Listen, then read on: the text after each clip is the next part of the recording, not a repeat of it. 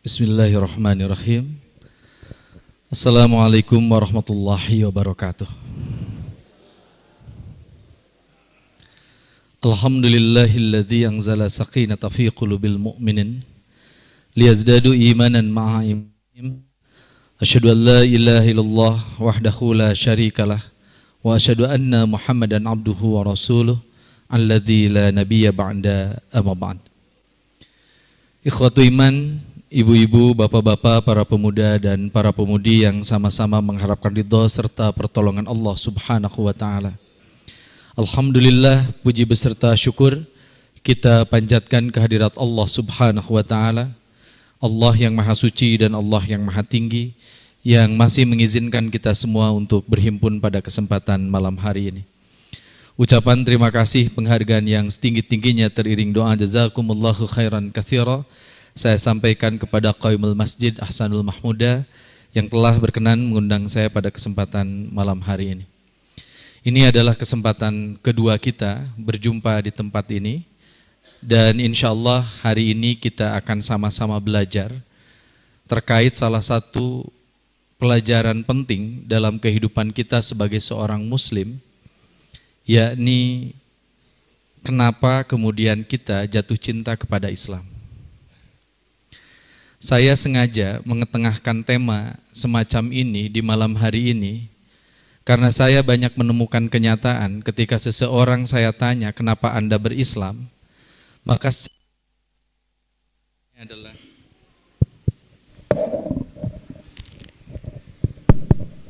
nampaknya memang saya lebih pas dengan ini rupanya daripada orange.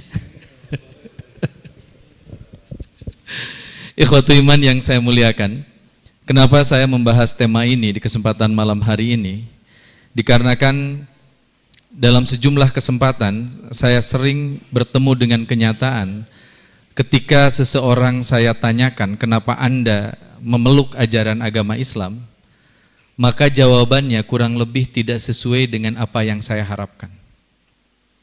Kebanyakan orang ketika ditanya kenapa kemudian Anda memeluk ajaran agama Islam sebagai guidance dalam kehidupan Anda, maka biasanya jawabannya adalah karena garis keturunan saya. Dan banyak di antara mereka lalu kemudian mengatakan, kalau kemudian ayah dan ibu saya bukan muslim, maka belum tentu saya menjadi muslim.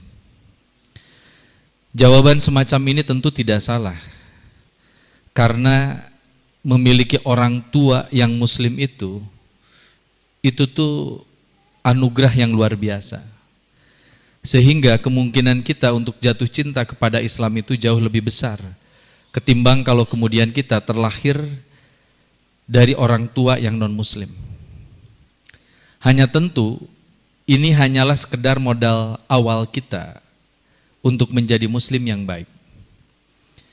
Karena selepas kita punya modal awal ini, semestinya kita punya sejumlah alasan yang cukup rasional dan punya argumentasi yang cukup kokoh untuk kemudian menjawab pertanyaan orang secara loud and clear, kenapa kita jatuh cinta pada Islam dengan alasan-alasan yang kemudian tertera di dalam Al-Quran dan Al-Hadis.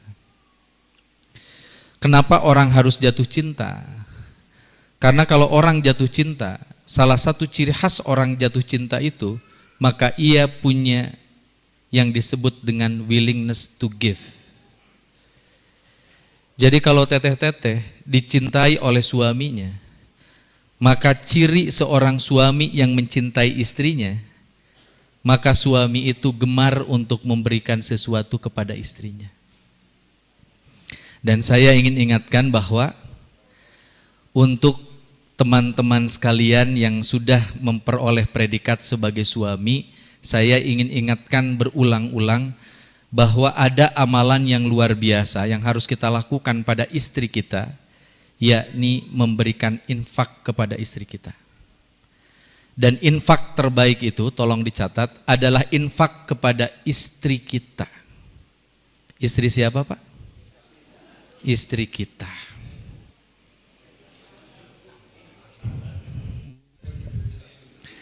Karena ada kasus suami itu sama istrinya itu rada koret, tapi sama sekretaris perusahaannya bager. Ini kasus Bu, bukan fenomena, ini kasus. Ya, kita yang belajar riset tentu bisa membedakan mana kasus, mana fenomena. Jadi kasus itu jumlahnya sedikit. Tapi yang sedikit ini bermasalah. Ya. Nah, Arika rerencangan di kantor Maya Allah ketika istirahat buat lunch itu. Udah lunch belum? Belum? Ayo lunch dulu.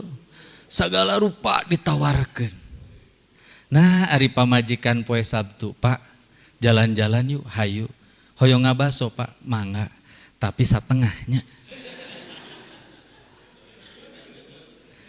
Pak haus, nyasok pan eta aya teh hangat. Hoyong nitiis kenging teu kenging bisi batuk. Saran saya kalau suaminya semacam ini lebih baik tukar tambah.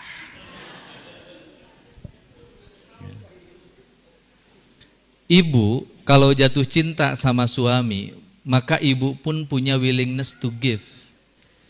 Ibu akan senantiasa berikhtiar semaksimal mungkin memberikan yang terbaik buat suami. Ibu tahu gimana caranya suami itu lebih dekat dan lekat dengan ibu.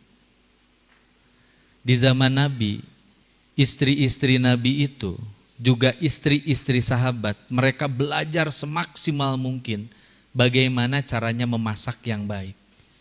Agar lidah suaminya dipenjara oleh cita rasa masakan istrinya. Jadi suami itu selalu tahu jalan pulang. Sabab apal rendang mana anu enak. Anu ripuh lamun salakina biasa, neda rendangna di rumah makan Padang nu lain. Ya Allah, jadi rindunya itu bukan rindu ke rumah, tapi rindu nate ka warteg.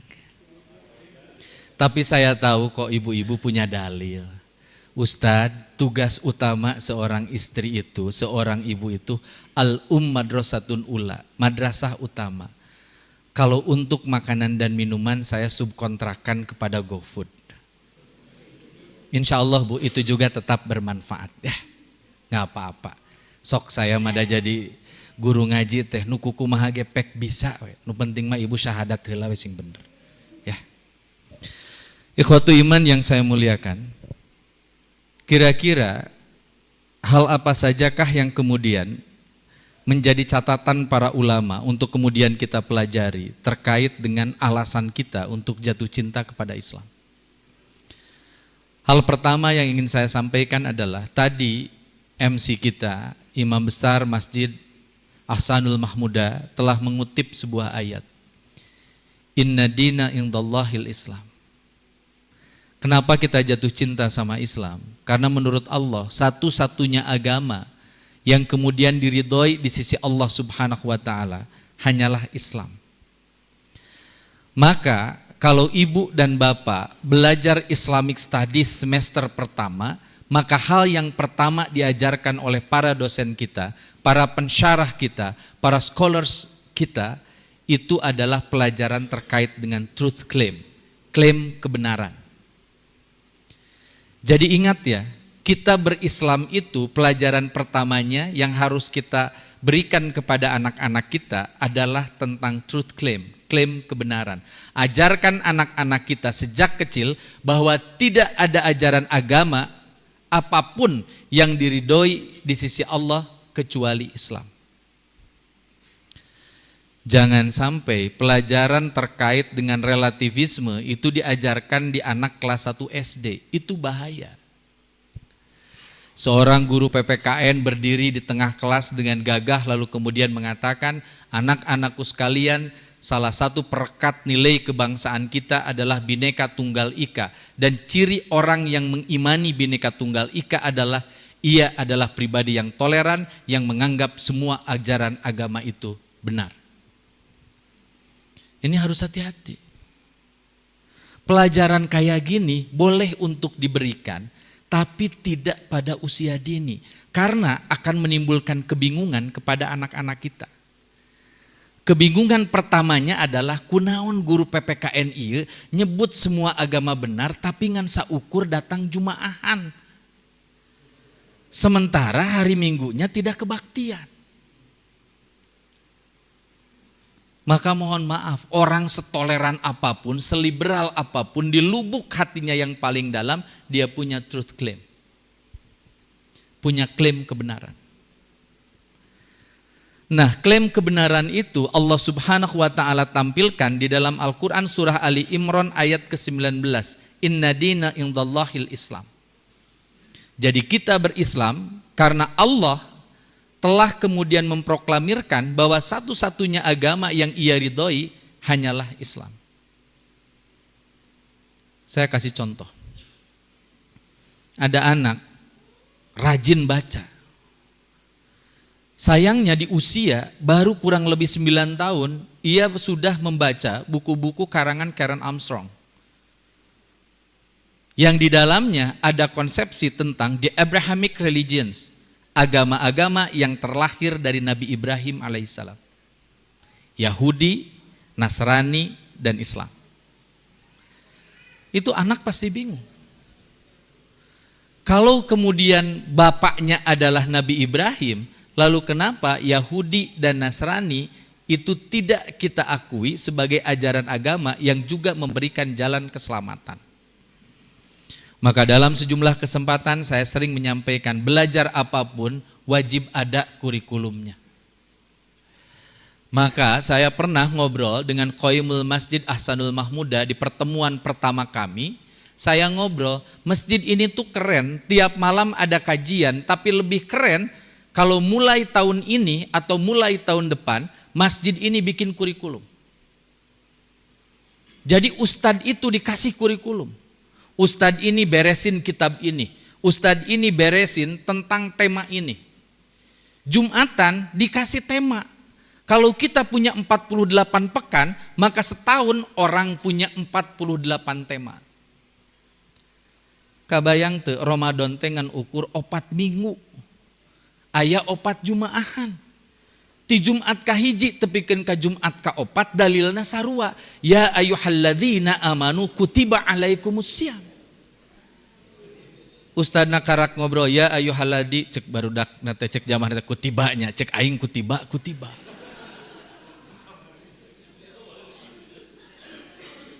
Apalagi nun sewu ya. Di beberapa masjid itu dalil yang dibaca tetap ittaqullaha haqqa tuqatih wa la tamutunna illa wa antum muslimun. Ngan tak. Sok, saya pengen umat Islam itu memimpin peradaban, dan peradaban itu nggak mungkin kita pimpin kalau kita belajarnya nggak benar. Maka dibikin struktur kurikulumnya. Bahkan yang keren di pekan terakhir Desember kita bikin ujian. Cek jamaah lala kita anjir aing mah cenah jumaahan di Ahsanul Mahmuda mah aya ujianana. Dan saya lebih senang kita melakukan sesuatu yang sulit, sesuatu yang tidak disukai tapi benar. Karena itu akan membuat sakofah Islamiyah kita tadaruj, bertahap dari satu level naik ke level yang lain. Ikhwatu iman yang saya muliakan. Berikutnya. Saya mencintai istri saya karena karakternya saya sukai dan saya cintai. Kang Farhan nikah sama istrinya karena karakter istrinya itu membuat Kang Farhan jatuh cinta. Kita falling in love with Islam, kita jatuh cinta sama Islam, semestinya karena ada karakter-karakter Islam yang kita cintai dan karakter itu ternyata hanya ada pada Islam. Maka kita bahas satu persatu. Pertama, Islam itu punya karakter Robbaniyah. Islam itu bukan Muhammadanism, bukan isme yang dilahirkan oleh seorang anak manusia yang terlahir di Timur Tengah namanya Muhammad. Mohon maaf, beda dengan Buddha. Buddha itu adalah ajaran kebaikan, ajaran keselamatan dalam perspektif mereka, ajaran kesederhanaan yang diajarkan oleh seorang anak manusia namanya Siddhartha Gautama. Maka konsekuensinya mungkin ajaran agamanya di suatu masa tertentu nggak kompatibel dengan zaman. Karena yang bikinnya adalah manusia yang terlahir di abad itu. Islam ini Rabbaniyah, bukan isme yang dibawa oleh Muhammad, tapi ajaran agama yang kemudian dikreasi oleh Allah, diberikan kepada Muhammad untuk menjawab tantangan zaman dari mulai Nabi Muhammad sampai akhir zaman. Maka saya sering bilang, orang yang kemudian bersahabat dengan Al-Quran, orang yang belajar Al-Quran dengan benar, maka kemudian ia akan menemukan solusi dari setiap masalah yang kemudian dia hadapi. Bahkan saya, di beberapa kesempatan yang lalu ketika saya ngaji di tempat ini, orang yang belajar Quran dengan baik, hidupnya bakal tenang, gak kagetan. Karena saya sering bilang, orang yang belajar 6.236 ayat Al-Quran yang dikompilasi ke dalam 114 surat yang dihimpun dalam 30 juz, maka ia akan punya simpulan, nothing new under the sun. Gak ada yang baru di kolong langit ini. Jadi gak kagetan. Lihat keluarga, salakina bager pisan. Tapi pamajikanana pika sebelen pisan. Teu aneh, sabab dina Quran ayat Nabi Lut na bager, bojo na koplok luar biasa.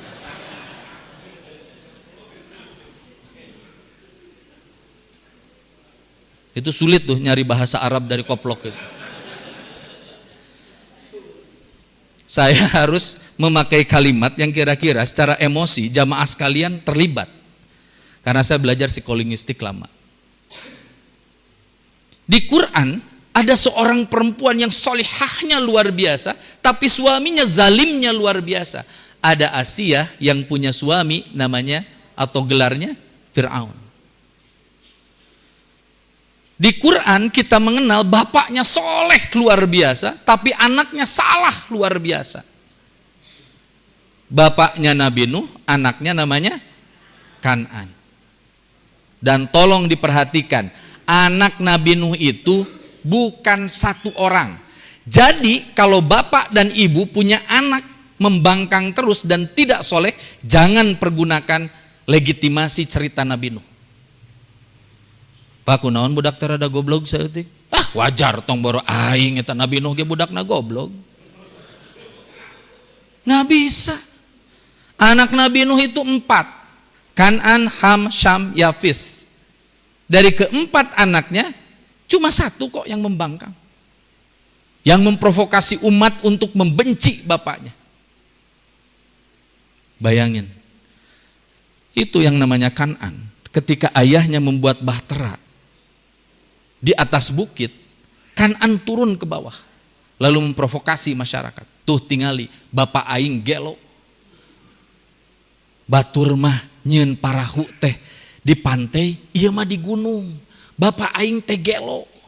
Kunaon gelo? Sabab 450 tahun dakwah jelema teu nurut wae. Saya tanya kepada bapak-bapak, lamun urang boga budak siga kitu, lalu terjadi banjir bandang, bapak-bapak sudah di parahu. Budak bapak lumpat kalah katuluy nerekel ka Gunung Sawal. Kira-kira dibantuan moal? Omat tong jadi soleh tiba-tiba. Nu biasa we kok urang biasana siga kumaha. Bayangin, Nabi Nuh sudah ada di perahu, perahu itu lalu kemudian digeser mendekati ke Kan'an, yang waktu itu Kan'an sudah naik ke atas bukit, sebagian dari kakinya sudah dijilati dengan air. Lalu dari perahu itu, Nabi Nuh itu berkata, ya bunayya rkab ma'ana fala takum ma'al kafirin. Nah, naik bersama dengan bapak. Janganlah kamu hidup dengan orang-orang kafir. Pelajarannya apa Pak? Pelajarannya apa Bu? Anak-anak kita itu insya Allah di rumah gak ada yang sebebal Kan'an. Oleh karena itu kalau anak kita cuma bilang gini, jang ke masjid, mah hoream, hampura we. Ya. Ulah ieu mah ya Allah teu pira karaksa kali ditita salat ka Ahsanul Mahmudah teu daekeun langsung isuk pageto dikaluarkeun tina kartu keluarga.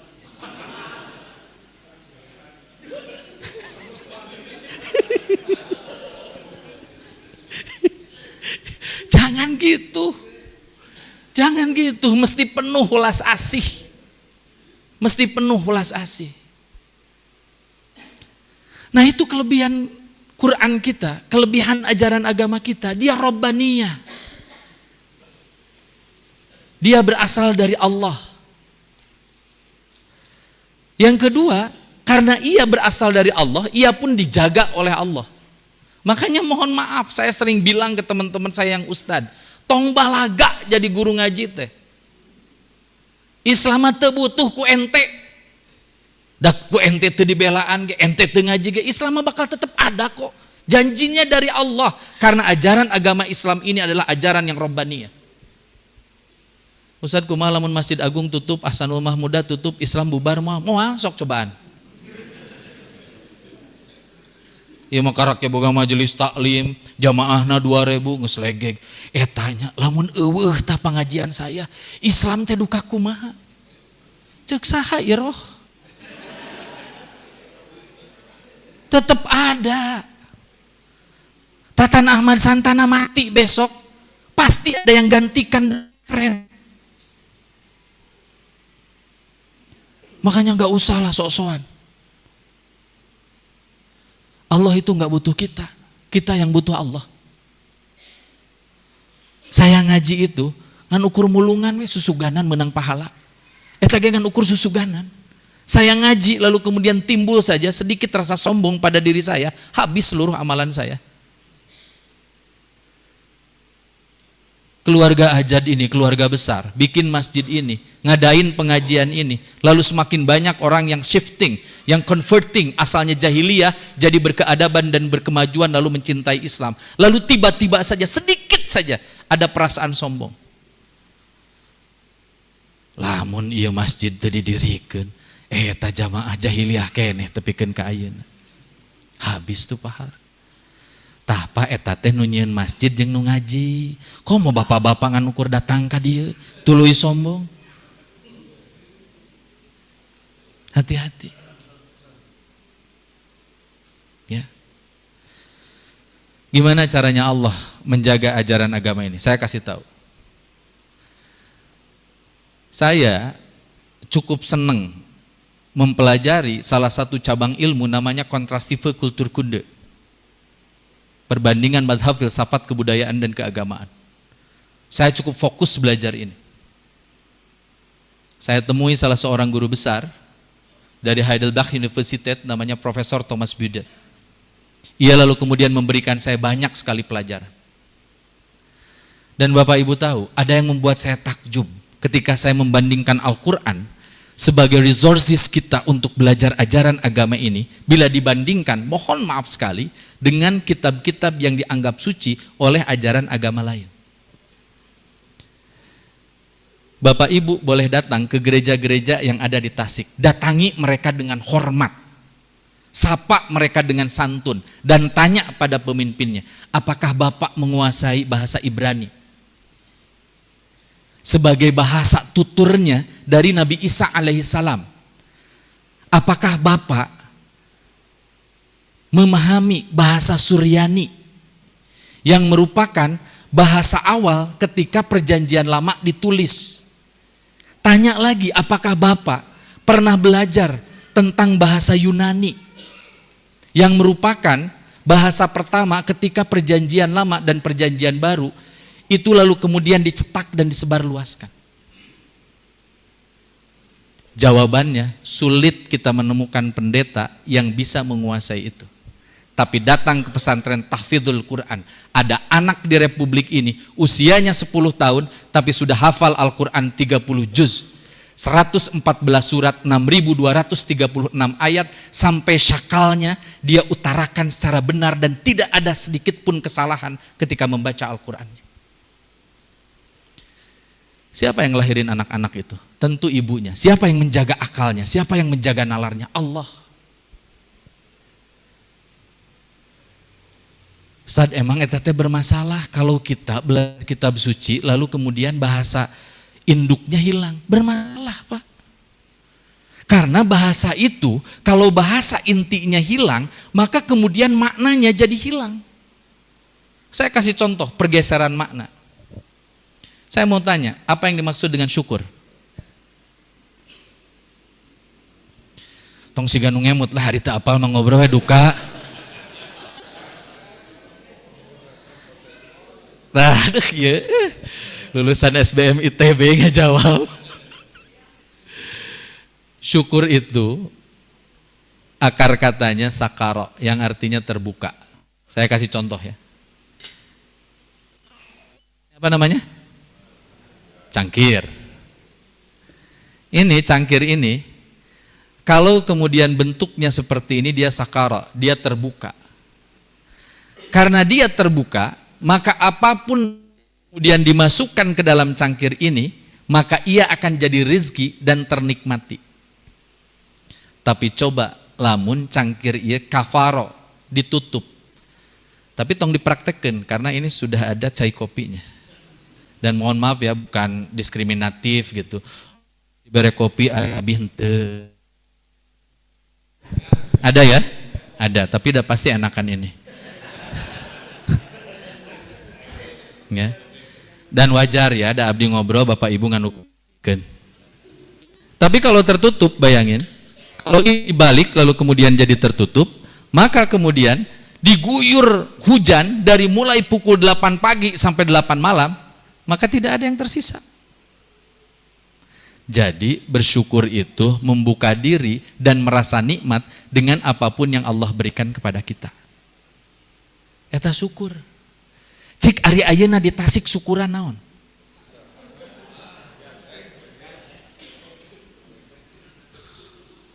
Sok, syukuran. Fajar ngayakeun syukuran, ngahitan budakna. Diundang semua, pinjem masjid ini. Ya orang syukuran di masjid. Udah ngobrol, ngundang ustadz ternama yang fakih banget agamanya. Beres gitu selesai.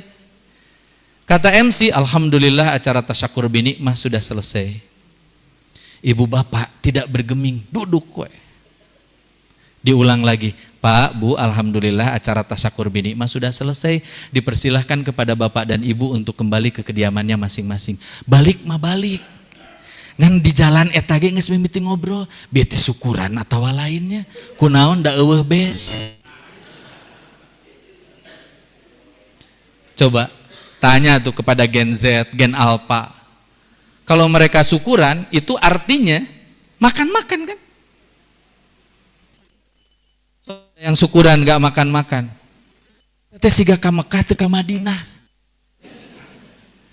Nah, makanya kan kebayang kalau kemudian kosakata dan bahasa aslinya sudah hilang. Maka kita senang Islam itu teks aslinya masih ada dan dihafal. Emang kumaha caranya penerbitan Al-Quran di Madinah untuk menjaga keasliannya? Jangan sok tahu lalu kemudian oh itu kan tadi udah ada tuh masternya. Jadi tinggal kemudian terus-menerus dicetak saja, enggak. Di percetakan Madinah itu setiap kemudian sekian jumlahnya diambil satu, dibaca oleh penghafal Quran dan dipastikan tidak ada satupun huruf bahkan syakal yang hilang. Makanya kita bersyukur. Ini Rabbaniyah. Ya. Beri. Yang kedua adalah insaniyah. Ajaran agama Islam adalah ajaran agama yang sangat menghargai fitrah kemanusiaan. Saya kasih contoh. Kita sebagai mukmin dan muslim, kalau kemudian menjadi tokoh agama, kita diperkenankan untuk nikah.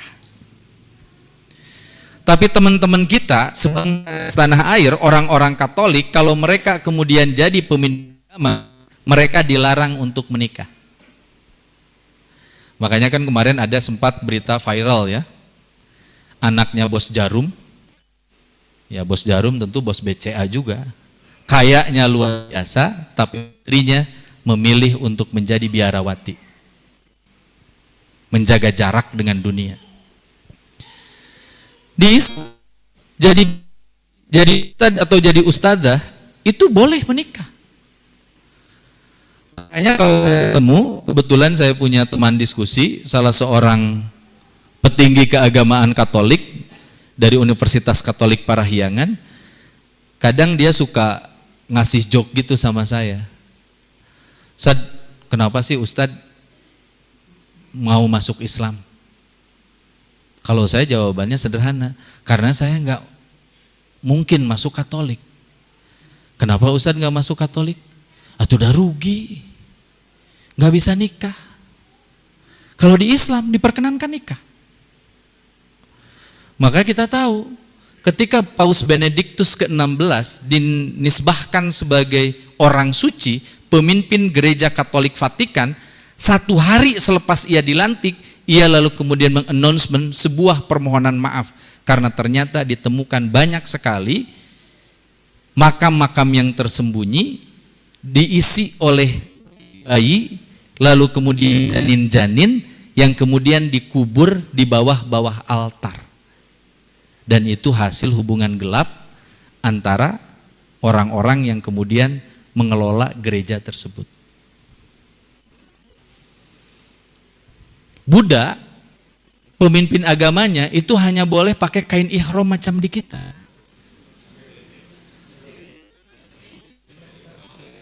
Itu kan? Warnanya orange, Persija. Maka saya nggak mungkin masuk ke sana karena saya pengennya warna biru.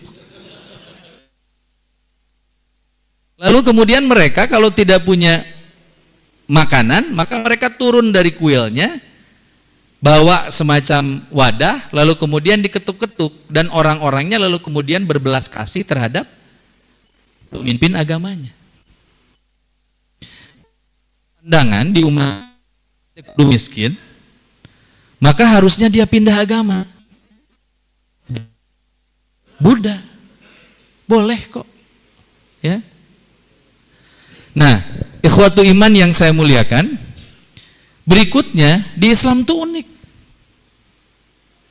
Seluruh tata cara ibadahnya, kalau sekiranya dia melawan nilai-nilai kemanusiaan atau dia bisa menyebabkan seorang manusia kehilangan nyawanya, maka kemudian itu bisa kemudian jadi berubah hukumnya. Bayangin di Islam itu nikah oleh saum hanya kurang lebih 14 jam. Ada negara yang kemudian kalau di musim panas, mohon maaf, mereka tidak akan menemukan matahari bersembunyi secara sempurna. Saya kasih contoh. Kalau kita saum di musim panas di Finlandia, itu repotnya luar biasa. Karena 22 jam 47 menit. Sok bisi hoyong ngalih jika ditu.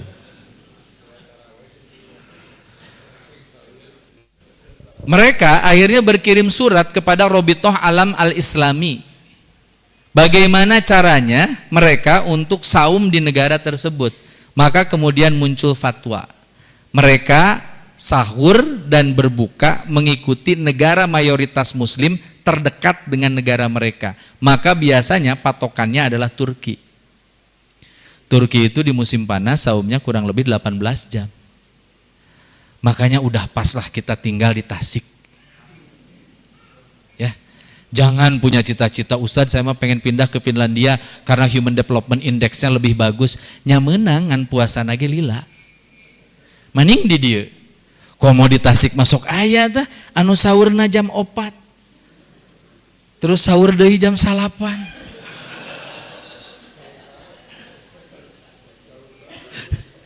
Lah aing mah da apal tukang bakso nage nu bukana di mana. Lah. Gitu kan. Nah, makanya bersyukur ya. Makanya saya di sini mengutip 2 ayat. Yang pertama adalah Ar-Rum ayat 21, wa min ayatihi an khalaqalakum min anfusikum ajwajan litaskunu ilaiha wa ja'ala bainakum mawaddata wa rahmah inna fi dzalika laayatil liqaumi yatafakkarun. Dengan yang satunya lagi adalah la yukallifullahu nafsan illa usaha laha ma kasabat wa 'alaiha maktasabat. Jadi insaniah banget. Bapak Ibu, kalau Bapak Ibu punya emas, baru kemudian Bapak Ibu wajib mengeluarkan zakatnya. Kalau Bapak Ibu tidak punya emas, tolong gak usah nanya zakatnya berapa. Ustadz, kalau ngaji di kelompok orang-orang miskin, bagi saya terlarang ngobrolin haji. Matak nyeri hati. Haji itu adalah rukun, sifat rukun di dalam fikih. Kalau tidak dilaksanakan maka membatalkan semuanya. Sahadatnya batal, sholatnya batal. Di hari pun jalma teu boga. Eta teh mikirna teh kieu, duh aing isuk pagi tuh pindah wae gitu. Jangan gitu. Sama juga kalau kemudian kita membahas tentang zakat, nggak usah ngobrol zakat itu di depan orang-orang miskin. Zakat itu bicarakan di depan orang-orang kaya. Haji umroh itu bicarakan di hadapan orang-orang kaya. Lalu kemudian ada yang mengkritik saya, Ustaz, berarti Ustaz tidak memotivasi orang miskin untuk belajar atau untuk berangkat ibadah haji. Ya, memotivasi sih memotivasi, tapi jangan bikin juga mereka patah hati dengan ajaran agama ini. Ka urang lemur mah kieu we sok Pak sing rajin Jumatan, peperieun teu tiasa haji urang mah Jumatan we nya. Da Jumatan di Arab sareng di dieu ge sami salatna 2 rakaat. Enakeun. Sama kepada orang yang kemudian baru mengenal Islam, enggak usah lalu kemudian pakai fawailul lil musallin. Salat teh kudu tepat waktu, bacaan anak kudu bener, tata cara anak kudu bener, lamun henteu jadi bid'ah, lamun bid'ah jadi dolalah, lamun dolalah jadi finnar. Karena orang yang baru masuk Islam menganukur kieu we, ya alhamdulillah ente jadi muslimnya, inget sih ya, geus sahadat can? Geus. Osok nyebut la ilaha illallah, osok, berarti ente bakal masuk surga. Kunaon kitu tad? Sabab aya dalilna. Man qala la ilaha illallah dakhalal jannah. Siapa saja yang dari mulutnya pernah mengatakan la ilaha illallah, maka ia akan dimasukkan ke dalam surganya Allah Subhanahu wa taala. Nu mabok kakarak diajar salat ge atoheun kitu mah. Makanya bahasa dakwah itu disesuaikan dengan bahasa kaumnya. Ini insaniah. Jangan ngasih beban. Allah tuh gak seneng ngasih beban ke orang di luar kemampuannya. Kita juga sama. Teman-teman yang di sini yang senang datang ke majelis taklim, jangan suka memberikan beban ke temannya yang mau belajar Islam atau mau baru belajar, lalu kemudian dengan beban-beban di luar nalar mereka dan di luar kemampuan mereka. Aya jalma ya Allah kadak diajar tete di kudung. Tapi di kudung nate siga di kudung Benazir Buto gitu. Katingali saeutik buuk nate. Ieu mah karak pangih langsung apal teu. Setiap helai rambut yang keluar dari kerudungmu, maka itu akan menjadi pemberatmu di alam neraka. Cik atuh si eta da asal lagi make short pants. Ayeuna geus mimiti rokna panjang dihargaan we. Ceu jadi geulis ayeuna mah biasa teh. Euceut teh sok make calana pondok, ayeuna mah calana tos panjang. Ih alhamdulillah. Geulis abdi, geulis. Komo engke tasoknya kerudungna disayan. Jeung bari nyebut disayan teh bari dibere.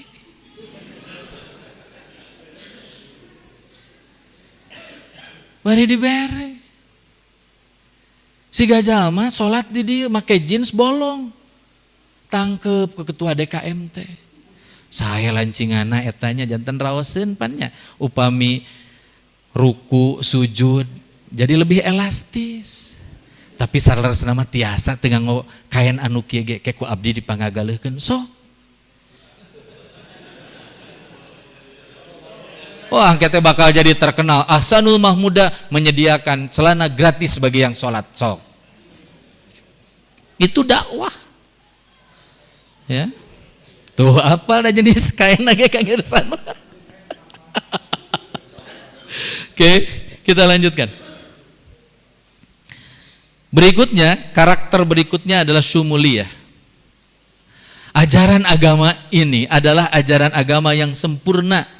Maka ada kalimat al-yauma akmaltu lakum dinakum wa atmamtu alaikum ni'mati wa raditu lakumul Islam Madinah. Al-Maidah ayat 3. ajaran agama ini tuh kerennya kebangetan. Ya, gak hanya ngajarin kita masuk dan keluar WC, tapi ngajarin kita juga masuk dan keluar ruang kekuasaan. Jadi diajarin. Makanya saya suka aneh kalau ada masjid menolak asatid yang sesekali membahas fikih siyasah, fikih kenegaraan. Masjid itu sebetulnya harusnya jadi Raudhatul Hikmah lah. Kalaupun belum bisa jadi Baitul Hikmah. Ya. Saya dengan Kang Farhan bulan lalu itu diskusi banyak tentang Baitul Hikmah. Ibu tahu Baitul Hikmah? Tahu, Bu? Tahu? Kalau enggak bilang aja enggak, Bu. Udah enggak dosa. Baitul Hikmah itu didirikan tahun 786. Selesai 812. Dan itu adalah puncak tertinggi peradaban umat Islam. Dan kenapa itu terjadi? Karena sumuliyatul Islam nampak di Baitul Hikmah. Bayangin, Baitul Hikmah itu kalau di kita mungkin kayak UI, UGM, dan ITB lah ya. 3 kampus yang masuk world class university lah dari Indonesia.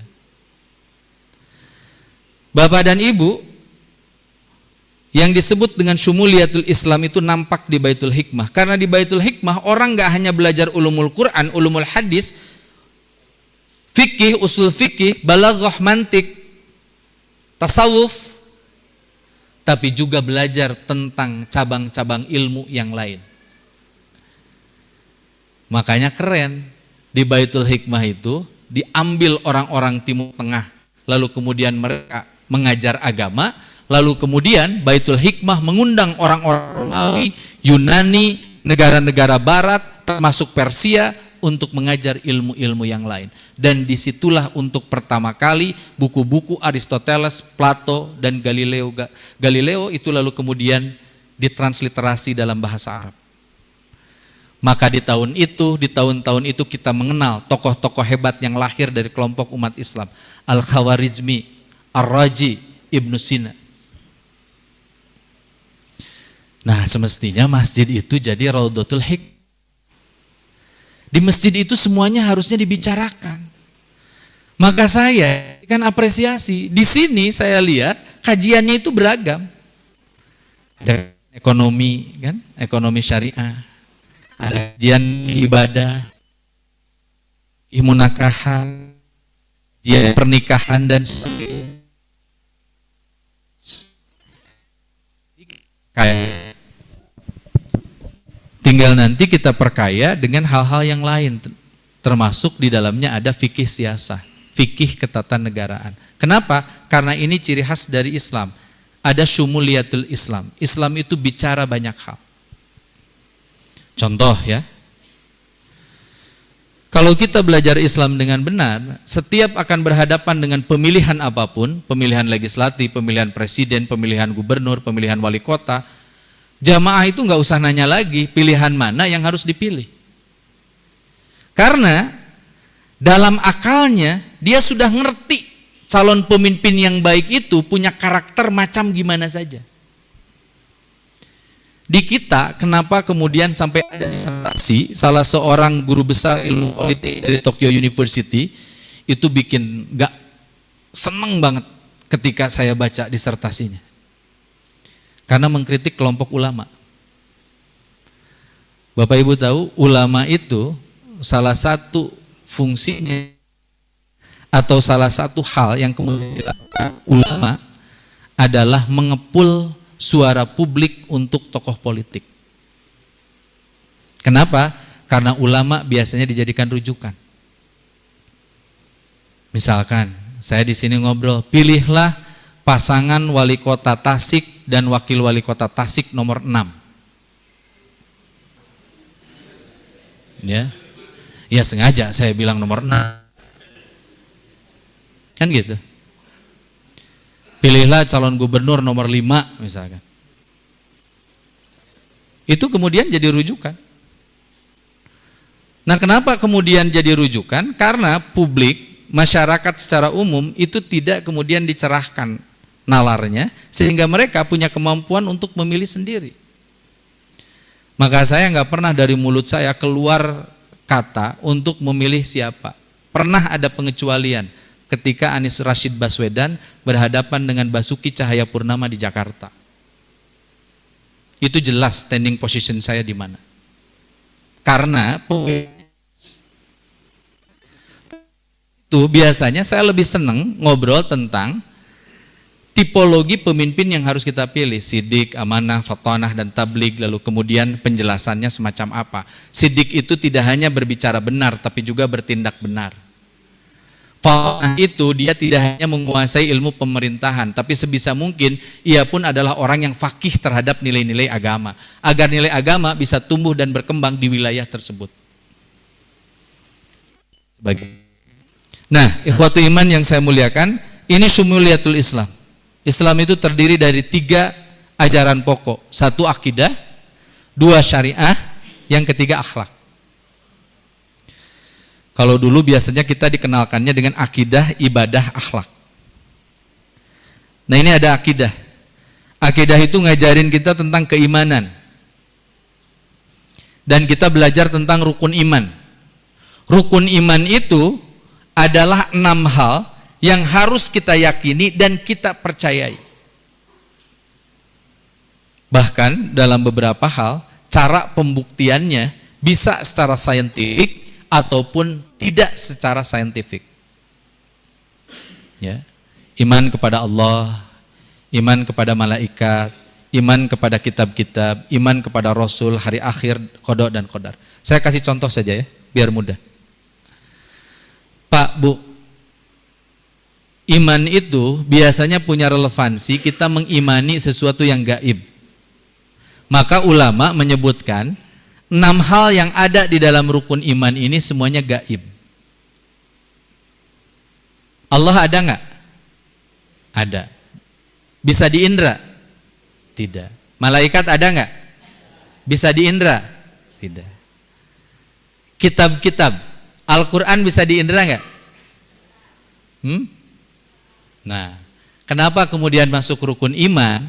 Karena Al-Quran itu tata cara turunnya dari langit Lauhul Mahfud ke langit dunia, lalu kemudian dari langit dunia secara gradual diterima oleh Rasul, diawali dengan Iqra bismi rabbikal ladzi khalaq, diakhiri dengan An-Nas, itu lalu kemudian atau diakhiri dengan Al-yauma akmaltu lakum, itu lalu kemudian kita semua sama-sama tidak melihat kejadian itu.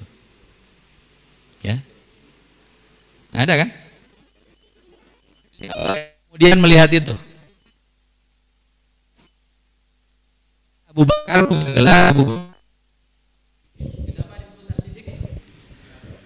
karena Abu Bakar itu tidak butuh logika apapun untuk kemudian mengimani apapun yang disampaikan oleh Nabi.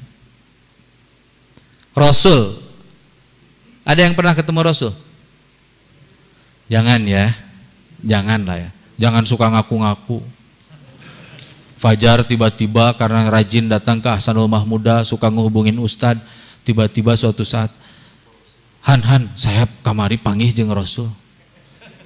Itu gimana ceritanya? Ya. Dan saran saya ini saran profesional. Kalau Bapak Ibu dirasanya, rarasaan teh ieu teh panggih jeung Nabi, teu kudu dicaritakeun ka batur. Da batur ge moal percaya.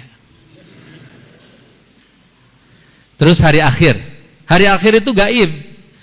Maka umat Islam itu nggak usah nanya-nanya ke ustadz. Kemarin ketika saya sedang haji itu kan ada berita tuh orang India yang kemudian memberikan semacam ramalan terkait dengan kiamat. Lalu kemudian tidak jadi. Lalu kemudian dia bikin kayak revisi gitu. Terjadi cenah nama can siap panitiana. Nah itu nggak usah. Dan ingat ya, nggak usah teman-teman yang ada di sini lalu kemudian membangun cocokologi terkait dengan apapun, terutama terkait hari akhir. Ya Allah, eta ada orang baru berangkat umroh, baru pulang umroh. Pulang umrohnya bulan Januari. Ngobrol ke teman-temannya, ya Allah bener, itu sekarang itu kita akhir zaman. Kenapa? Karena ciri akhir zaman itu ketika Jazirah Arab menghijau. Emang Anda ngelihat di mana? Di Madinah. Eta lamun anu belajar sirah nabawi mah pasti ngakak we kunaon? Sabab Madinah mah tiba heula ge hejo. Kan itu kawasan agraris. Maka ketika Nabi beres dari Makkah ke Madinah, Nabi meminta disediakan sumur agar jadi pusat irigasi untuk membangun begitu banyak pertanian dan perkebunan yang ada di Madinah. Kunaon akhir Januari hejo, sabab Desember Januari masuk musim dingin. Jadi jangan terlalu percaya ya. Dan ingat, Bapak Ibu nggak usah bingung kalau Bapak Ibu nanya, Ustadz apakah ini akhir zaman? Saya jawab, sejak Nabi lahir, Nabi itu adalah Nabi akhir zaman. Maka ini sudah pasti akhir zaman, udah. Mantakna tong mikiran wae akhir zaman. Kelas-kelas kita memikir akhir bulan ge pan rieuh. Ya. Lalu kemudian setelah itu ada syariah. Syariah ini meliputi ada ibadah mahdhah dan ghair mahdhah. Setelah itu lalu kemudian ada akhlak. Ada akhlak. Coba lihat ya, iman, Islam, ihsan. Iman seseorang sulit untuk diidentifikasi. Islam seseorang agak rumit untuk diidentifikasi. Tapi ihsannya seseorang sangat untuk diidentifikasi. Maka Bapak Ibu nggak usah bingung. Kalau Bapak Ibu pengen ngukur apakah Bapak Ibu Muslim yang benar atau tidak, maka pertanyaannya tanya aja pada tetangga. Tetangga merasa terganggu dengan keberadaan kita. Sahabat kita merasa terkhianati nggak sama kita? Kalau tidak, berarti kita ihsan. Kita adalah orang baik. Dan orang baik biasanya Islam dan imannya beres. Ikhwatu iman yang saya muliakan, kita lanjutkan. Berikutnya adalah alamiah. Wa ma arsalnaka illa rahmatan lil alamin. Alamiah itu artinya Islam punya karakter, ajaran agama ini dibikin universal. Dalam bahasa yang lebih sederhana, meskipun pakai bahasa Inggris, Islam itu kompatibel dengan dunia global. Jadi ajaran agama ini adalah ajaran agama yang kemudian bisa diterima oleh orang mana saja dan bisa hidup di zaman mana saja. Kemarin saya diundang sama teman-teman HMI untuk bicara di LK3. Jadi pesertanya itu pimpinan-pimpinan HMI dari seluruh Indonesia, dilaksanakan di PPSDM Kemendagri yang ada di IPDN Jatinangor. Anak-anak ini memang sudah terbiasa untuk berdialog dengan keras. Mereka terbiasa baku hantam argumen. Saya ketiban pulung karena saya harus menjelaskan tentang Islam sebagai ajaran agama yang kompatibel dengan tantangan dunia global. Kenapa kemudian harus ada materi ini? Karena banyak sekali umat Islam kemudian tidak merasa bangga dengan keislamannya hanya karena salah persepsi dia terhadap nilai agama yang dia yakini. Saya kasih contoh ya beberapa hal. Kenapa kemudian Islam itu kompatibel, pas dengan berbagai zaman. Saya kasih contoh. Jauh sebelum ada Declaration of Human Rights, orang-orang dihargai dalam posisi yang sama, Islam sudah bicara tentang inna khalaqnakum min dzakari wa untha wa ja'alnakum syu'uba wa qabaila lita'arafu inna akramakum indallahi atqakum. Bahkan kalau Akang dan Teteh membaca lengkap teks pidato terakhir Nabi dalam peristiwa khutbah Arafah di Haji Wada, maka isinya itu adalah penghargaan terhadap nilai-nilai kemanusiaan. Nabi ngobrol gini, tidak ada yang lebih baik daripada Quraisy dan bukan Quraisy. Tidak ada yang lebih baik dari seorang perempuan atau seorang laki-laki. Semuanya sama. Jadi jauh-jauh hari Islam itu sudah ngajarin itu pada kita. Dan sebetulnya dengan pelajaran itu, maka umat Islam harusnya terbiasa untuk bergaul secara global.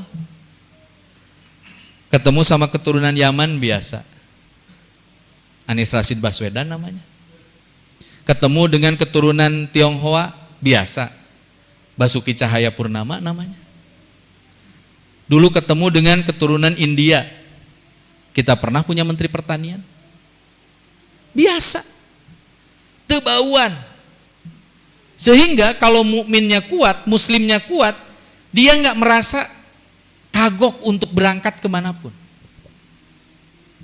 Karena dia nganggap setiap orang itu sama, perlu dihargai dengan cara yang sama. Nah, ajaran inilah yang kemudian, mohon maaf sekali, lambat laun kok umat Islam itu tidak jadi mengglobal, tapi kemudian mereka jadi bertahan, akhirnya defensif. Mereka nggak mau kenalan sama orang lain. Contoh, ada beberapa pesantren yang mengharamkan filsafat. Karena logikanya kalau orang belajar filsafat, biasanya orang jadi melupakan Allah. Maka dulu jurusan akidah filsafat di UIN Sunan Gunung Jati Bandung itu sempat ada anak yang belajarnya cuma 3 orang di satu jurusan. Kenapa kayak gitu? Karena orang kemudian tiba-tiba mengharamkan filsafat. Padahal filsafat itu adalah ilmu dasar yang kemudian harus kita kuasai kalau kita memang mau belajar mikir dengan benar. Contoh lain. Dulu ada beberapa pesantren itu menolak bahasa Inggris. Karena bahasa Inggris di dalam bahasa Arab artinya Al-Injil Jiliyah. Oh, teteh bahasa Injil. Padahal enggak. Karena orang jauh dari bahasa Inggris, sementara sains dan teknologi banyak tersimpan dalam bahasa Inggris, akhirnya kita ketinggalan. Coba kalau udah gini kita ketinggalannya makin jauh aja.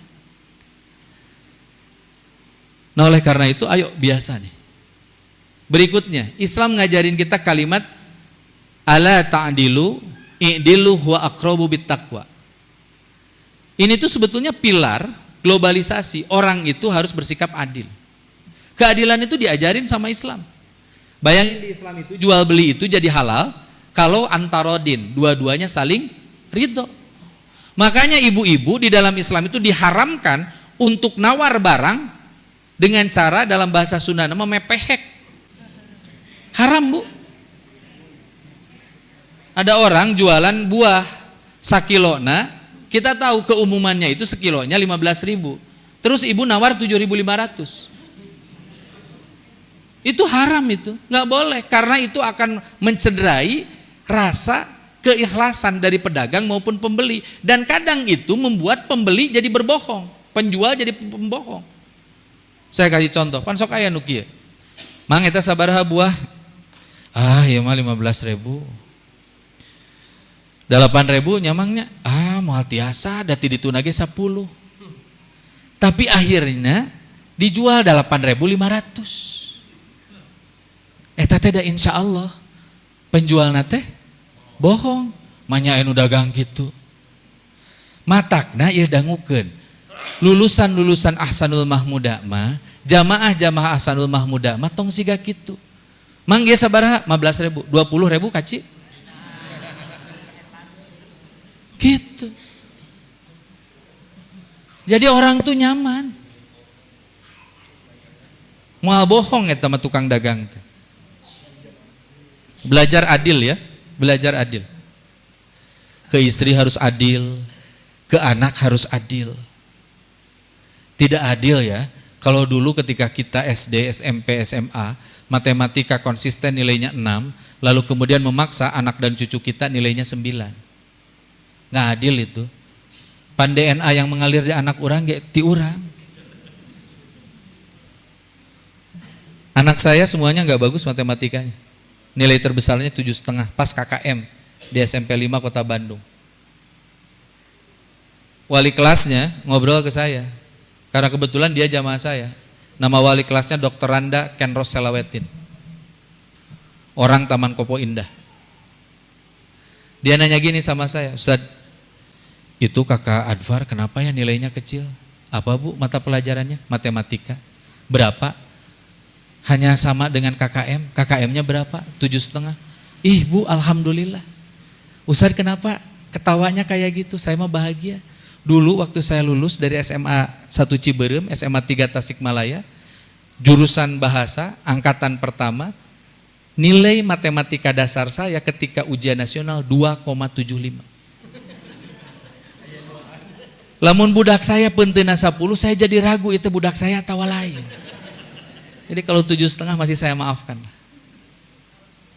Dan alhamdulillah dengan nilai 2,75 saya masih bisa ngitung lah ya. Hukum waris, kalau ada orang lalu kemudian mewakafkan tanahnya, kalau ada orang lalu kemudian nitip zakat, infak, sodakoh dalam bentuk mata uang asing, masih pinter. Saya juga kadang suka nanya, eta tangan kotangan sinus kosinus sok dipakai jang naon gitu. Tapi tentu itu bermanfaat, tapi tidak untuk orang awam semacam saya. Duka buat Pak Jarmanya. Dari tina seri nama Pak Jarma matematika teu bisa, bahasa Inggris komo gitu. Baik. Berikutnya, Islam itu punya karakter wasatiyah. Dia adalah ajaran agama yang kemudian menjaga keseimbangan. Maka kita diajarin doa, Rabbana atina fid dunya hasanah wa fil akhirati hasanah wa qina adzabannar. Tolong diperhatikan. 10 tahun yang lalu ada gerakan Islam di Indonesia. Saya tidak wajib untuk menyebutkan brandnya, tapi saya mesti bawakan cerita ini malam ini. Yang kemudian teman-teman ini, saya tetap menyebut mereka teman-teman dan saudara kita semua. Teman-teman ini biasanya belajar untuk keluar dari rumah Jumat, Sabtu, Minggu, Senin untuk kemudian berdakwah atau melakukan tabligh. Maka mereka biasanya kalau adzan subuh mengetok pintu, lalu kemudian ngajak orang untuk belajar sholat subuh berjamaah. Suatu hari mereka ada di masjid kami. Saya perintahkan kepada bendahara, tolong hormati mereka, karena ciri orang beriman itu menghormati tamunya. Terus bendahara saya nanya, Ustadz berapa hari? 3 hari. Karena setelah 3 hari dia jadi saudara saya. Oh gitu, udah. Di hari ketiga, ini kan harus muakhad, mereka harus jadi saudara saya. Saya nanya, Pak, bapak-bapak teh di dieu tos 3 dinten, bade sabaraha dinten deui. Kenapa gitu? Kami mengganggu? Enggak ganggu, kami senang. Bapak di sini, minimal nambah-nambah lah ya, salat jamaah subuh. Terus kenapa Pak? Gini Pak, kalau Bapak 1 hari lagi, Bapak jadi saudara saya. Kalau Bapak jadi saudara saya wajib bertanya, Bapak ini siapa? Kakak ipar saya itu siapa? Ponakan saya itu siapa? Terus dia jawab akhirnya, ya kami mah memang ini pekerjaan kami, tiap akhir pekan kami keluar 4 hari, nanti ada yang 4 pekan, sampai akhirnya nanti 4 bulan. Oh gitu. Terus saya tanya, anak Bapak dan istri Bapak sudah dititipi uang enggak untuk hidup di rumah mereka masing-masing? Jawabannya dahsyat. Saya hari ini sedang berdakwah. Dan kalau saya berdakwah, maka saya yakin anak dan istri saya itu akan diurus oleh Allah Subhanahu wa ta'ala. Mohon maaf, kalimat ini bagi saya tidak heroik. Nukieu teh sebetulnya mohon maaf sekali melecehkan Allah. Karena Allah diminta oleh dirinya untuk ngurus anak-anaknya. Padahal eta anak maneh. Lalu saya tanya, Pak serius itu Pak? Serius? Ustadz harus tahu ya, dunia itu seperti kotoran yang dibungkus dengan kertas emas.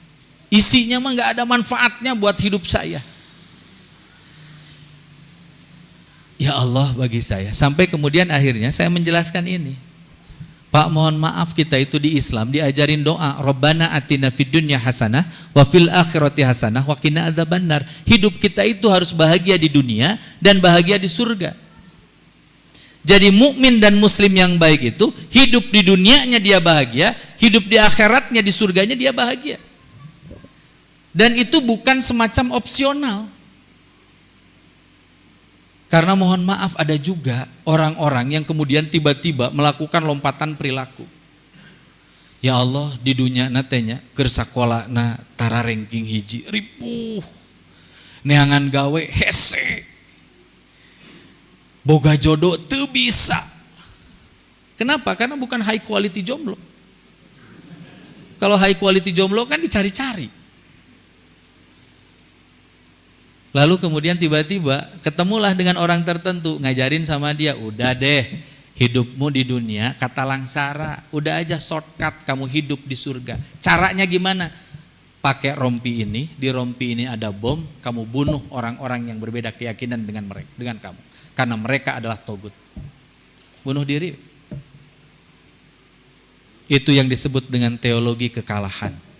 Dan saya ingin umat Islam tidak menganut teologi kekalahan. Sabab cek beja urang rek asup surga, lalu kemudian kita memilih kajen kata langsara di dunia, teu tiasa kitu. Di dunia kita tetap harus berupaya, minimal sehari memakan 2 kali cukup. Pakaian tong lagedu teuing. Iya mah makin lagedu, kopeah, oh dia makin bertakwa tuh, zuhud sekali. Lain gitu ya teman, teu boga duit meureun. Jadi kalau ada ustad punten ya, ada guru ngaos, kopeah nate atos ledeh pisan. Jamaah teh ulah kieu, alhamdulillah abdi mah gaduh guru teh mani zuhud pisan ulah kitu. Taros dupi nomor kopeah sabaraha. Ku abdi bade pangagaleukeun kitu. Ya. Kalau ke saya mah enggak usah. Saya enggak pakai bukan karena enggak punya. Ada. Nomornya 9,5. Tapi Haji Iming itu adanya di Bandung, bukan di Tasik. Ya. Oke, jadi wasatiyah. Adil ya? Adil. Yang terakhir adalah al-jam'u baina as-sabat wal murunah. Nah ini kerennya Islam. Islam itu punya aturan-aturan yang saklek, tapi di saat yang bersamaan dia selalu punya pengecualian.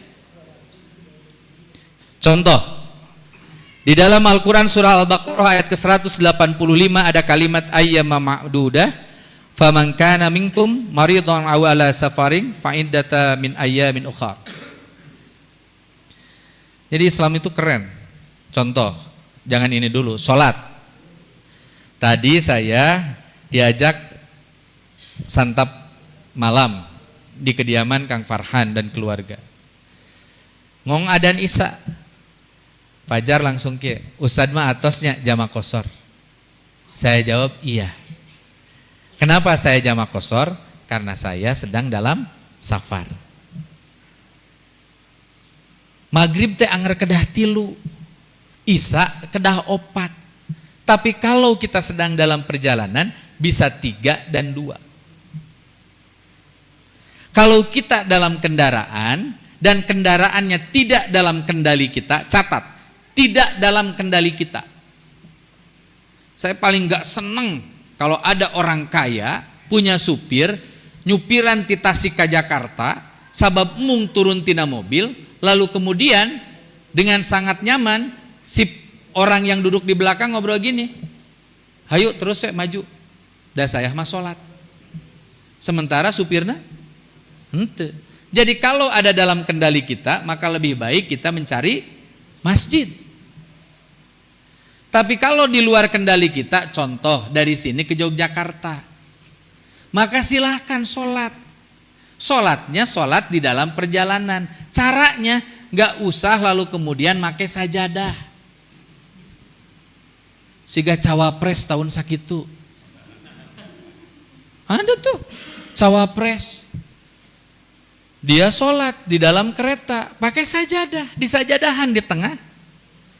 Lalu kemudian sholat. Dan ya Allah, inilah ya bedanya kalau politik itu. Politik itu kadang bikin kita jadi buta. Tiba-tiba di bawahnya tuh, buzzernya, mungkin buzzer sebagian lagi memang followers yang jatuh cinta setengah mati, itu lalu kemudian memberikan legitimasi. Kalimat-kalimat nanti keren. Masya Allah wa tabarakallah, inilah wakil presiden pujaanku. Ngeste kasep jabat tetap menjalankan sholat. Di kereta saja, yang lain sambil duduk, dia menggelar sajadah. Masya Allah. Saya ngomen ngehaja. Mohon maaf Pak, kalau di kereta cukup duduk saja. Tahu yang terjadi? Jangankan orang lain, yang komentar itu jamaah yang belajar dengan saya kitab Al-Maraghi.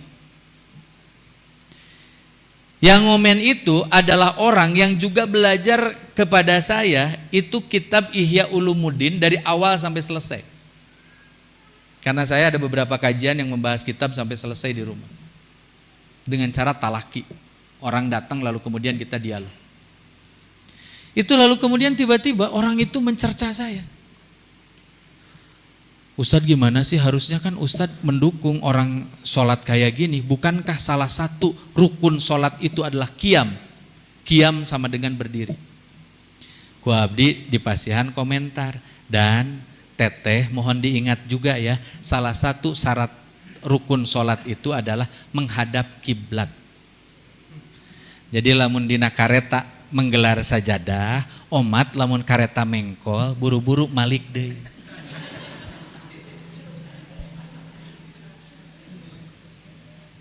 Bapak Ibu tahu nggak? Di Saudi Airlines itu ada tempat dianggap ku Indonesia mah eta teh musola. Padahal eta teh ditujukannya sebetulnya untuk mengganti kain ihram. Matakna keukeuh anu eta mah abdi mah resep cenah ka Saudi Airlines mah kunaon? Eta aya musolaan. Padahal mah ayakeun tong kagoknya kokocoran cai wudu. Ini nih Islam itu. Di Islam kalau nggak ada air kita pakai tayamum. Tayamum itu mempergunakan apa? Debu. Kalau di pesawat debunya dari mana? Perlu nggak bawa dari Tasik? Jangan salah. Ada kok yang bawa. Ngahaja debu nanti dicanak di Tasik teras di kieu-kieu. Kan nggak usah. Cukup mempergunakan debu yang ada di mana saja di sekitar kita. Kan gitu. Dan mohon maaf ternyata orang yang mau melaksanakan ibadah haji saja fikih toharohnya itu masih banyak yang kemudian keliru. Puntennya. Makanya. Iya.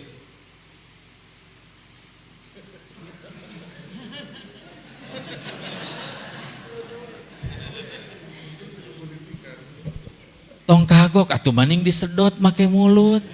Pan kumur-kumur judulna ge. Ya. Nah, Islam itu gampang. Kita saum Ramadan hukum wajib. Tapi Nabi pernah ketemu dengan seorang laki-laki pemecah batu di gurun batu, lalu kemudian dia curhat sama Nabi, "Ya Rasulullah, mohon maaf. Hamba itu pekerjaannya keras semacam ini. Hamba tidak kuat melaksanakan saum. Kalau hamba tidak kuat melaksanakan saum, kata engkau, hamba harus membayar gantinya. Dan untuk gantinya pun, hamba tidak memiliki uang yang cukup." Apa yang dilakukan oleh Nabi? Nabi memegang tangannya penuh luka, lalu kemudian oleh Nabi dicium, lalu kemudian kata Nabi, "Kamu harus tahu, tangan yang aku cium ini adalah tangan yang dirindukan surganya Allah Subhanahu wa ta'ala. Karena dari tangan ini kamu memberikan makanan dan minuman yang halal untuk keluarga kamu."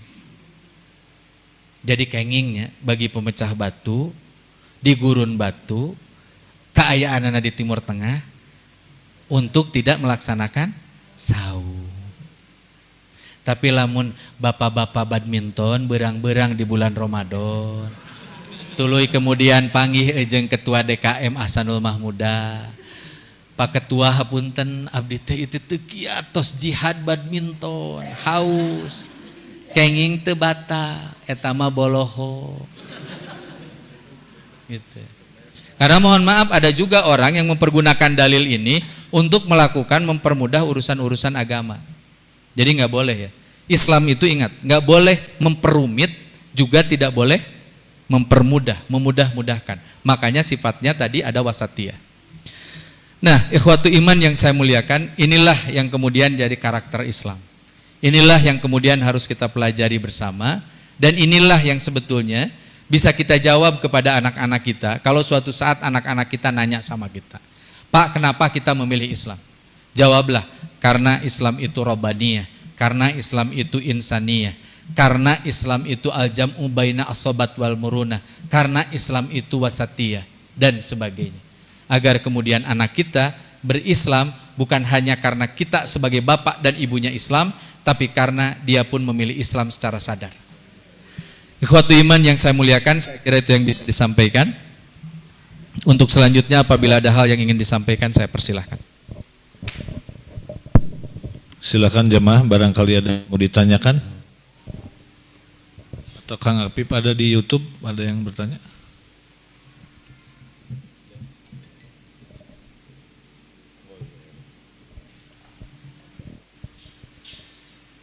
Izin bertanya Ustaz dari YouTube ini. Rukun agama itu iman, Islam, dan ihsan. Pertanyaannya bagaimana cara belajar untuk ihsan?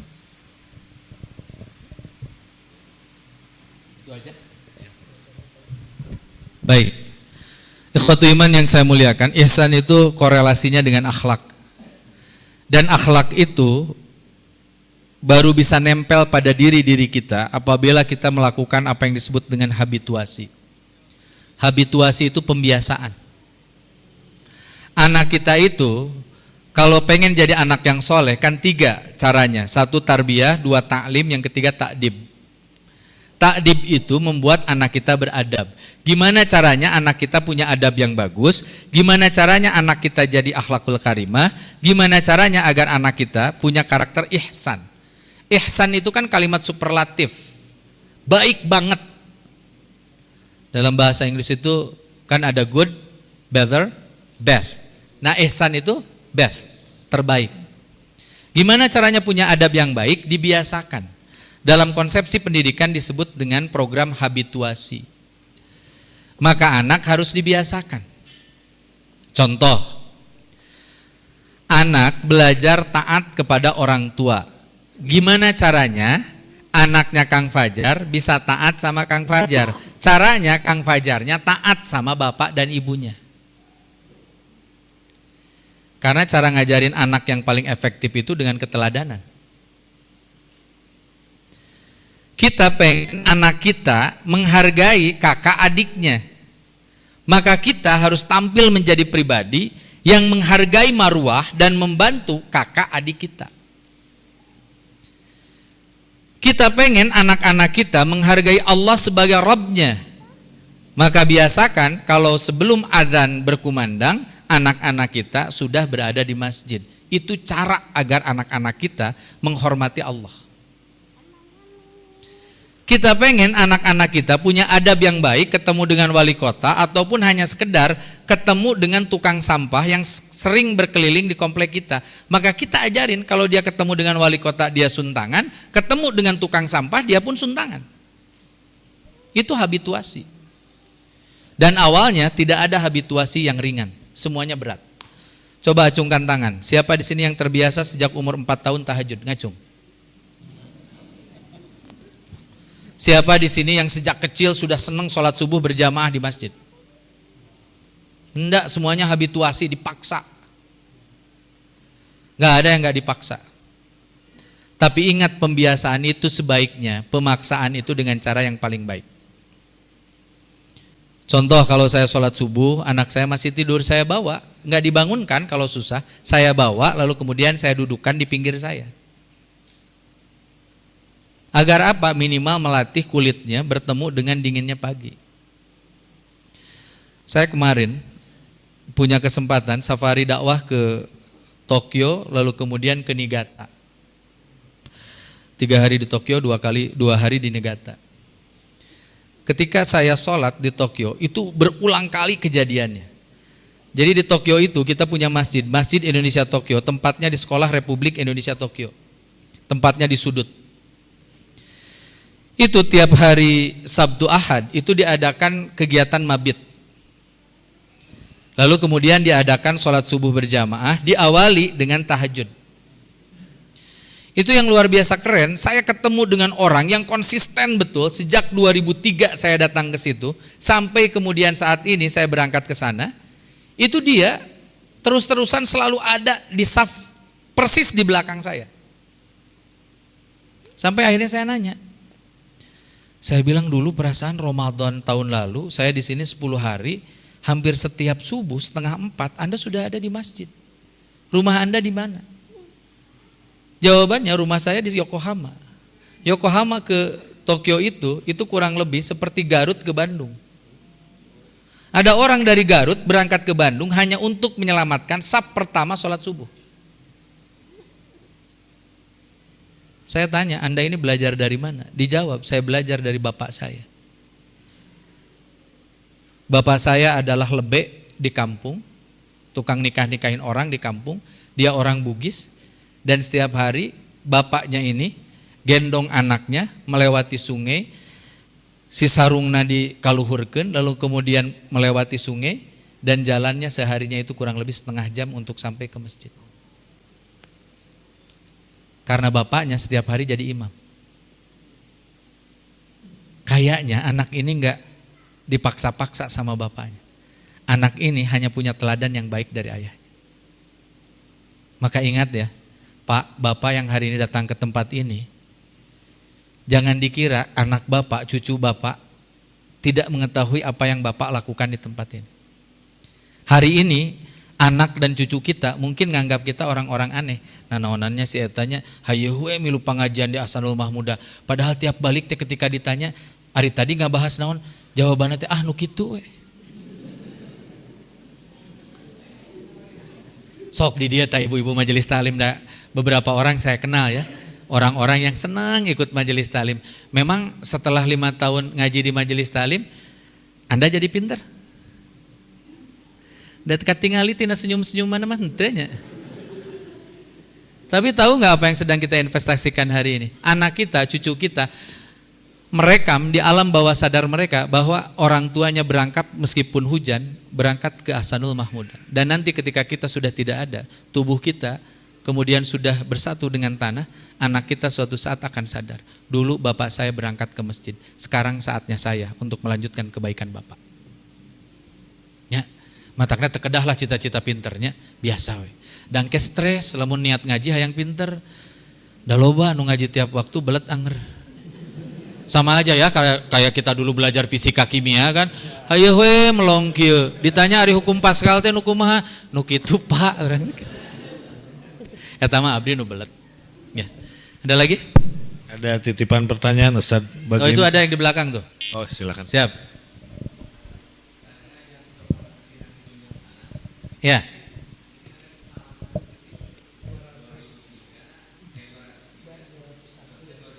Oh ya. Makasih. Ada lagi yang mau dikoreksi? Terkait? Kalau Al-Qasas itu kayak gimana Pak? Saya giliran belajar sama Bapak.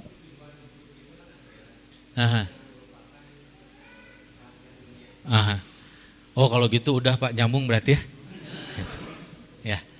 Jadi gini, saya mau tanya, Bapak Ibu tahu nggak ciri kebahagiaan dunia itu apa saja? Enggak, gini dulu deh, saya nanya dulu. Bapak Ibu mau bahagia enggak? Mau. Pertanyaan kedua, kalau mau jadi bahagia saya mau tanya, urgent mana? Senang atau tenang? Tenang, sip. Yang ketiga, ciri kita bahagia, tenang itu apa? Enggak, sok ya. Saya mau tanya, satu, ibu yang pakai kerudung biru. Jadi saya jawab dulu yang tadi, kaitannya erat karena dua-duanya punya makna yang senafas. Ya, yang satu harus punya kebahagiaan dunia dan akhirat, yang satu mengejar akhirat tanpa meninggalkan dunia. Itu sama. Oke, Bu. Ibu ya. Saya mau tanya, ibu bisa bahagia di dunia kalau apa? Soknya bebas, Bu. Sok enging ngajawab nu namanya ge. Sok ibu bagja upami kumaha? Oh seueur artos. Oke. Nu halal nu haram? Halal. Maka ciri kebahagiaan di dunia itu namanya al-malul halal. Harta yang halal. Teh kedua. Bisa ibadah dengan tenang, namanya tafaqquh fiddin. Kalau kita ngerti agama sehingga ibadah kita tenang, maka itulah bahagia di dunia. Ketiga, Bu. Tuh da ibu teh paling dengan terang bahasa Arab na unggul. Sok Bu. Ibu tuh senior loh. Mana gitu mamana? Sok kudu tanggung jawab ngebela anu jadi indung. Ibu, keluarga sehat. Nah, keluarga sehat itu saya langsung kasih dua ya. Satu, al-ajwajus shalihah. Yang kedua, al-auladun abror. Kita itu bisa bahagia hidup di dunia kalau pasangan hidup kita solehah atau soleh. Yang kedua, anak-anak kita baik. Lanjut. Tong dikira mau ditanya aja. Nya ulah nu eta pan teu meunang sarua.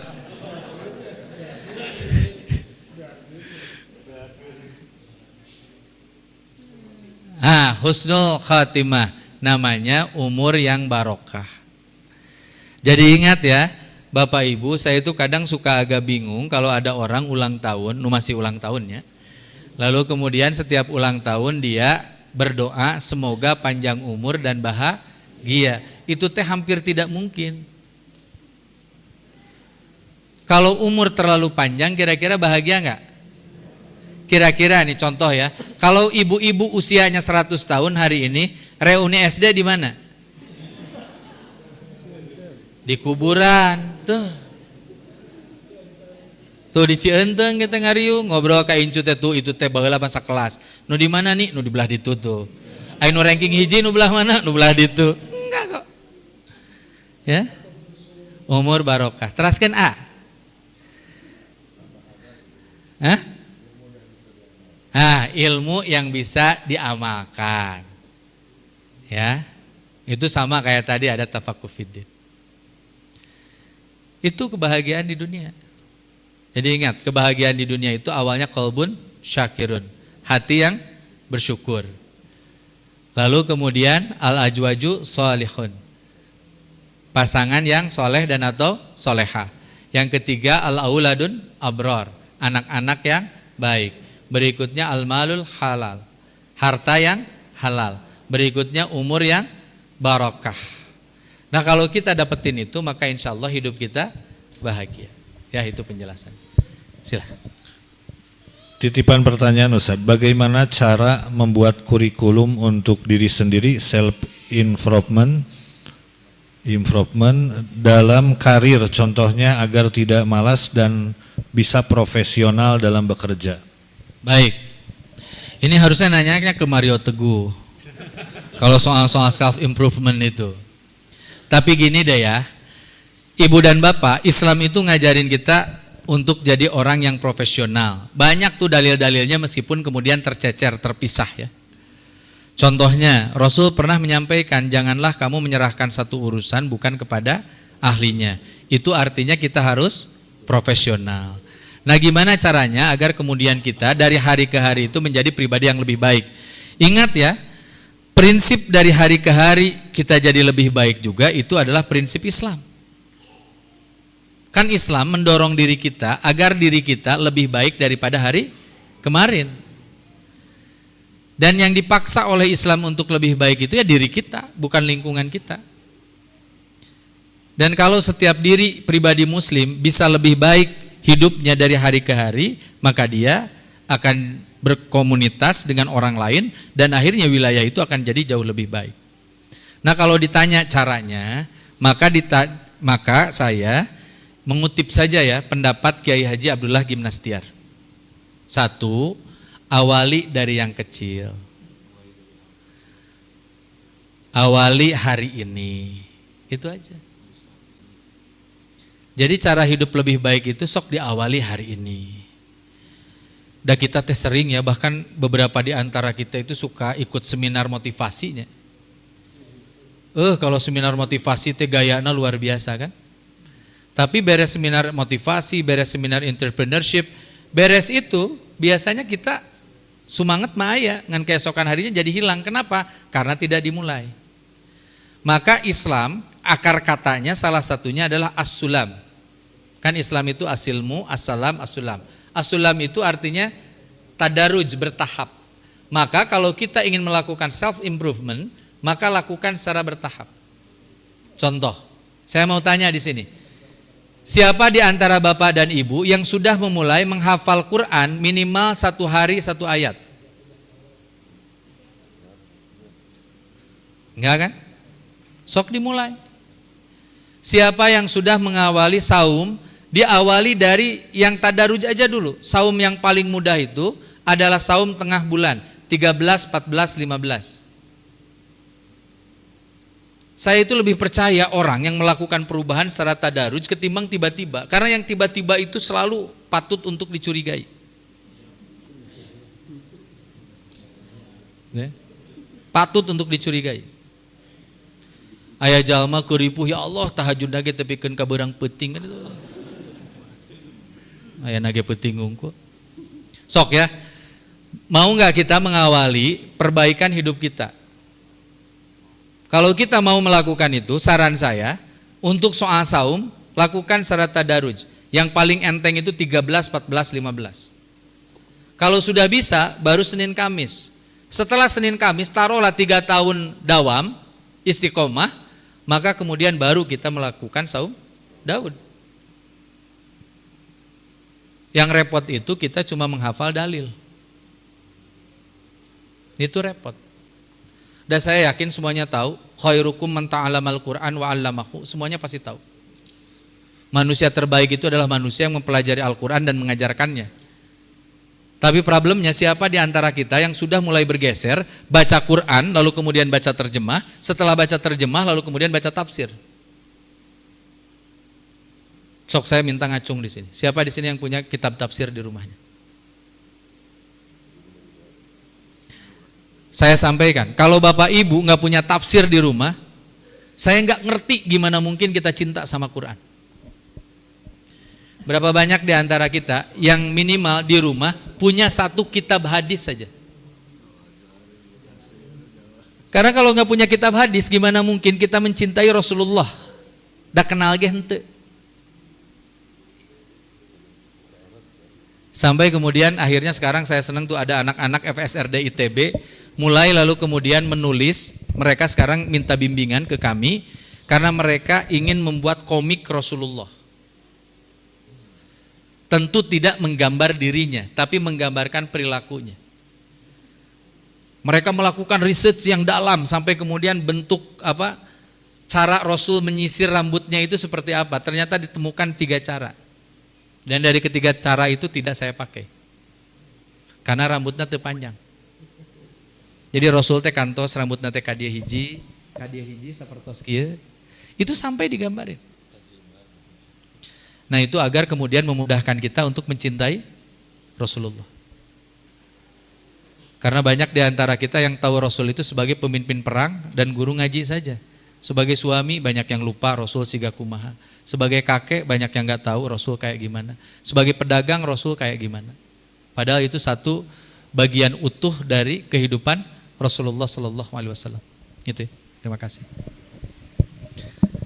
Ada lagi? Cukup?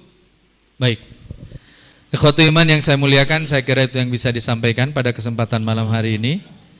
Saya juga mohon doa, insya Allah nanti tanggal 6 rencananya sampai tanggal 13. Saya diminta untuk berangkat ke Rusia untuk kemudian ada pertemuan. Salah satunya berbicara tentang peradaban Islam, diinisiasi dari keluarga besar Imam Bukhari. Jadi kita datang ke Moskow, lalu kemudian kita akan berziarah ke makam Imam Bukhari. Tenang ya, saya tidak akan minta apa-apa di makam itu. Cuma lewat dan asal tahu saja. Bisi misalkan, Ustaz tatan geningan ka makam, tidak naon da ka makam, asal tong barang penta. Gitu ya. Lalu kemudian insya Allah karena kita perwakilan Indonesia, kita pun akan berkunjung dan melakukan tablik akbar di Blue Mosque yang pernah dibangun oleh Insinyur Soekarno di Rusia. Mohon doa mudah-mudahan semuanya dimudahkan. Dan saya doakan mudah-mudahan ibu dan bapak senantiasa istiqomah belajar di tempat ini. Kita pun doakan betul keluarga besar yang mewakafkan masjid ini akan senantiasa diistiqomahkan untuk tetap berjuang di jalan Allah Subhanahu wa taala. Saya perlu menyampaikan terima kasih ya kepada seluruh orang-orang yang berpunya, yang dengan hartanya mereka masih berjuang untuk Islam. Karena tanpa keberadaan Anda semua, maka satu sayap Islam itu telah putus dan Islam tidak mungkin berkembang. Jadi terima kasih. Terima kasih juga untuk ibu dan bapak yang selalu rajin datang ke masjid sampai jam 10. Luar biasa ya, rajin. Duka aya pada melan. Insya Allah ini rajin. Mudah-mudahan ibu dan bapak dari hari ke hari, tolong juga kita doakan sama-sama agar kita hidup jauh lebih baik dan lebih dekat dengan keridhaan Allah Subhanahu wa taala. Yang terakhir sekali, saya sebetulnya ragu Kang Farhan menyampaikan ini, tapi saya harus menyampaikan ini. Saya minta kalau kita belajar Islam dan apalagi kita mengajarkan Islam, tolong kita semua menjaga adab kita sebagai Islam, sebagai seorang muslim. Islam itu dikritik orang bukan karena value-nya, nilainya bagus. Tapi Islam dikritik karena perilaku pengikutnya yang kadang jauh dari nilai-nilai Islam. Maka saya minta kita semua jadi agen-agen Islam yang mencerahkan, yang memberikan kebaikan. Dimanapun kita berada, tolong jadi teladan. Ya, ngantri bakso, naik angkot, berkendara, kita harus jadi teladan. Agar orang jatuh cinta pada Islam karena agen-agen Islamnya yang mengagumkan. Hatur nuhun, aku qouli hadza wa astaghfirullah li wa lakum. Allahu ya'udzu bi aidina ila ma fihi khairun lil Islam wal muslimin. Assalamualaikum warahmatullahi wabarakatuh.